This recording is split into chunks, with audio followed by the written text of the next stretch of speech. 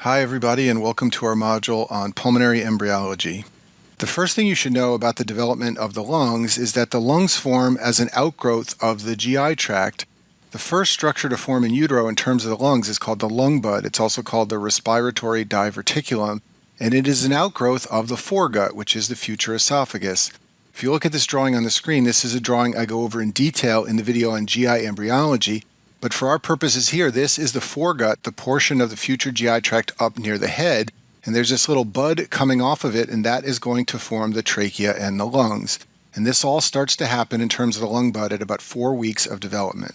Because the lung bud is an outgrowth of the foregut, which is the future esophagus, a septum needs to form to divide the trachea from the esophagus. But if that doesn't form normally, babies can be born with a tracheoesophageal fistula.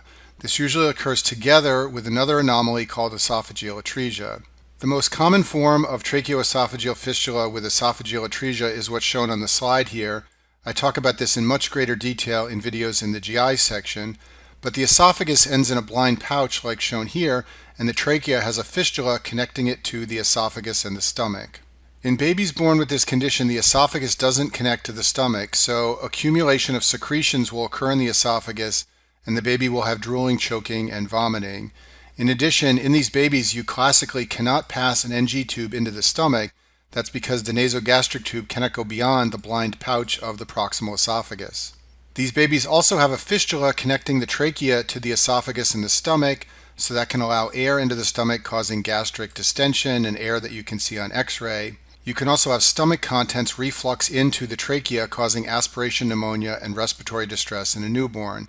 And this entire situation is a result of abnormal formation of the septum between the lung bud and the foregut in the first few weeks of development. After 4 weeks, lung development is classically divided into 4 stages or periods. The first one's called the pseudoglandular, the second one's called the canalicular, the third one is the saccular, and the last one is the alveolar, and this actually occurs after birth. Your lungs are not completely formed at birth, they continue to develop during childhood and adolescence. So before we drill down on those 4 stages, let's briefly review a little bit of lung anatomy. So shown at the bottom right side of the screen is a drawing of the lungs, and this is the trachea, and it divides into 2 bronchi. And what makes a bronchi is the presence of hyaline cartilage. The bronchi then divide into secondary and tertiary bronchi and so forth, and eventually they form structures called bronchioles. And what makes a bronchiole is that there is no cartilage. This portion of the respiratory tract has an epithelial layer and some smooth muscle cells, but there is no cartilage. Bronchioles continue to branch until they form what are known as terminal bronchioles. These are the last bronchioles before you get into the respiratory bronchioles that lead to the alveoli. And then finally, as you may know, at the end of the bronchioles are the alveoli. These are the structures that have capillaries, and these are the structures that perform gas exchange. I've zoomed in on this picture just to make this more clear. We've got the trachea. It branches into primary bronchi, and then those branch down to become very small structures, bronchioles, which have no hyaline cartilage. And here's a zoomed in picture of a couple of alveoli. This is a terminal bronchiole, which delivers air to the respiratory bronchioles. The respiratory bronchioles are what directly supply the alveoli, and then you have alveolar sacs out here at the end of the respiratory bronchioles. Okay, so now that we understand that, we can talk about the 4 phases of lung development. The first phase, as I told you before, is called the pseudoglandular phase. This occurs between 5 and 16 weeks in utero, and this phase gets its name because the lungs resemble a gland, therefore pseudoglandular. During this phase of lung development, the trachea and the bronchi are branching all the way down to the level of the terminal bronchioles. But there are no respiratory bronchioles or alveoli present yet. And so if you know this fact, then you can understand why babies born before 16 weeks cannot survive, because they don't have any alveoli yet, so they will never be able to breathe. Let's talk briefly about fetal respiration. This is breathing that occurs in utero. So as you may know, in utero, the baby's lungs are filled with amniotic fluid, but that doesn't mean the baby isn't trying to breathe. There are fetal breathing movements that occur in utero. Basically what happens is the baby aspirates amniotic fluid, and amniotic fluid fills whatever portions of the lung have developed. And this is important for stimulating further lung development. It's also important for growth of the respiratory muscles, and it's very important during the pseudoglandular phase. The baby needs to be swallowing amniotic fluid to fill up the lung that has developed so far, and that stimulates further growth into the more mature lung. And if you know this, it's easy to understand how mothers who are pregnant and develop oligohydramnios, which means decreased amniotic fluid, will have babies born with pulmonary hypoplasia. This is one of the elements of Potter's sequence, which I talk about in the renal embryology videos, and that's because if the baby's kidneys aren't normal, the kidneys of the baby in utero are what produce amniotic fluid. So that mother will have decreased amniotic fluid or oligohydramnios, and one of the consequences of that is that the lungs will fail to develop because during this pseudoglandular phase, the lungs need to be filled with amniotic fluid.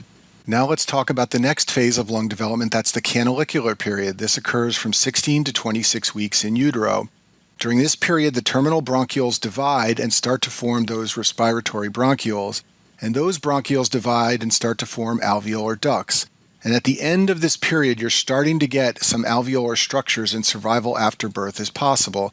So basically, 26 weeks is about the earliest a baby can be born prematurely and survive, and that's because it takes this long for alveolar type structures to develop so the baby can breathe. Other things that happen during the canalicular period are that the airway lumens become larger, and very important cells, the type 2 pneumocytes, form. These are the cells that produce surfactant, which I talk about in other pulmonary videos.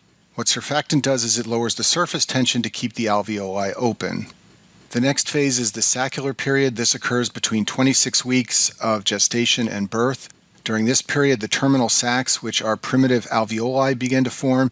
In addition, capillaries start to multiply in contact with the alveoli, so this is really preparing the baby for birth and preparing the lungs to be able to perform gas exchange.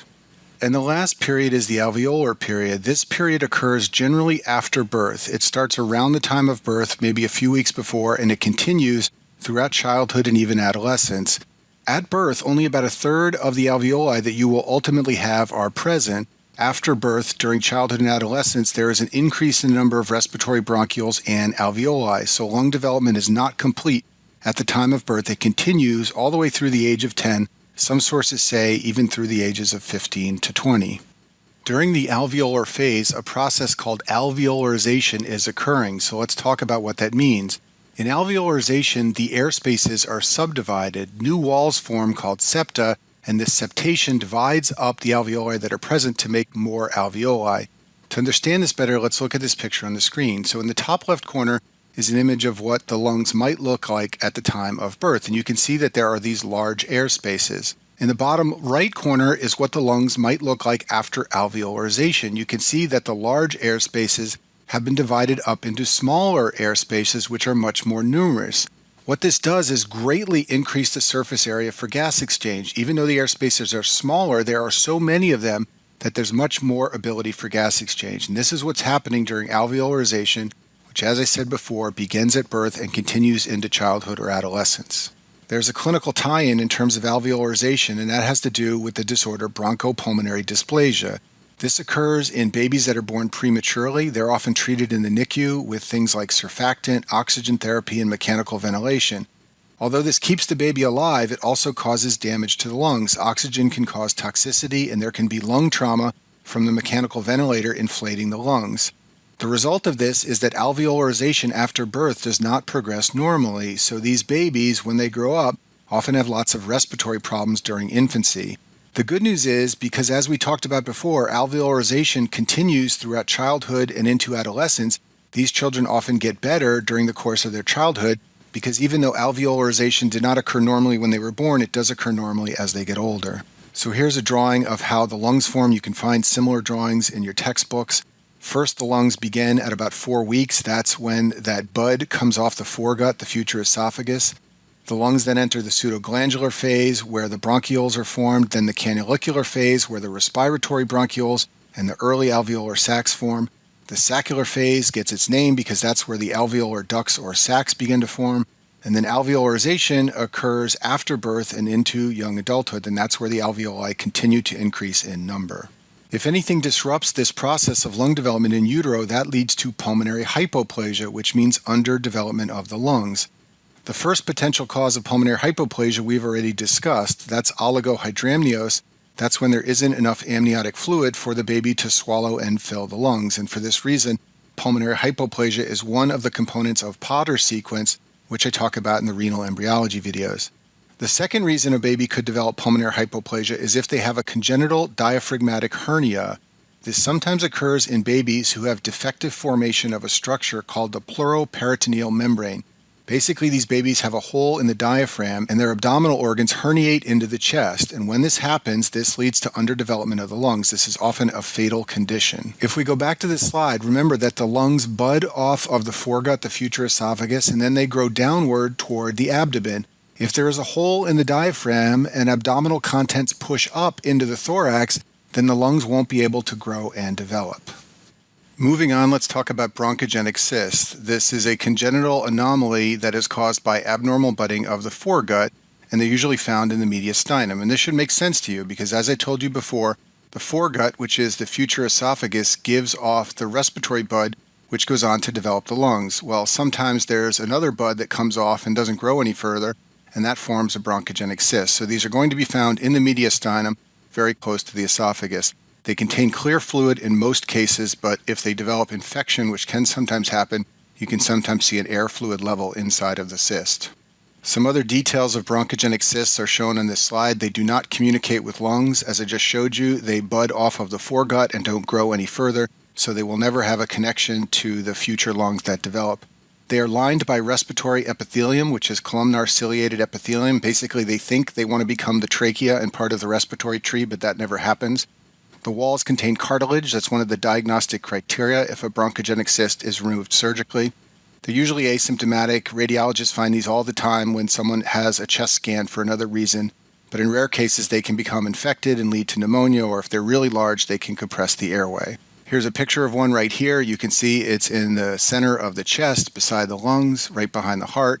That's right where you would expect it to be because it grows off of the esophagus. And here's a really big one that you can see on chest x-ray. You can see it here on the AP film, and you can see it here on the lateral film. As I told you before, this is something radiologists often pick up as an incidental finding. It's in the differential when someone has a lung mass and you're trying to work up whether it's benign or malignant. I'll finish with this slide and talk about pulmonary vascular resistance in utero and after birth. This is something that I talk about in great detail in the cardiac embryology videos because it has a lot to do with the changes in blood flow at birth. But here I want to point out a couple of tie-ins with pulmonary embryology. So in utero, the pulmonary vascular resistance in the baby is very high. One of the reasons for this is because, as we've just discussed, up and through the canalicular stage, there are few or no pulmonary capillaries. So obviously the resistance to blood flow through the lungs is going to be very high. In the later stages of development, even though the lungs may have formed, there's relative hypoxemia, and this causes pulmonary vasoconstriction. For example, let's give some numbers here. In the umbilical venous blood, the PaO2 is about 30 compared to 90 or 100 in someone with normal functioning lungs after birth. The O2 sat in utero is about 80% compared to about 99%, which is normal. So there is relative hypoxemia in utero, and that leads to pulmonary vasoconstriction. And because the pulmonary vascular resistance is so high, only about 10% of the cardiac output goes through the lungs in utero. The rest of it goes through shunts like the foramen ovale and others. After birth, the pulmonary vascular resistance falls significantly and the shunts close, and at this point 100% of the cardiac output will go through the lungs in the baby just as it does all through life. And I talk about this in much more detail in the cardiology videos on cardiac embryology. And that concludes our video on pulmonary embryology.